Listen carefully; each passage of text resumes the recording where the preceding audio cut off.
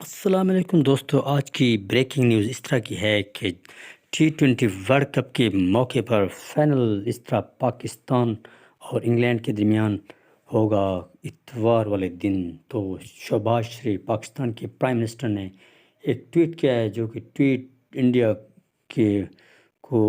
کے صحافیوں کو بالکل اچھا نہیں لگا۔ تو انہوں نے T20 ورلڈ کپ کی اس ٹویٹ پر بہت ہی غصے کا اظہار کیا ہے، کہا ہے کہ ایسا ٹویٹ جو کہ ہمیں اچھا نہیں لگ رہا۔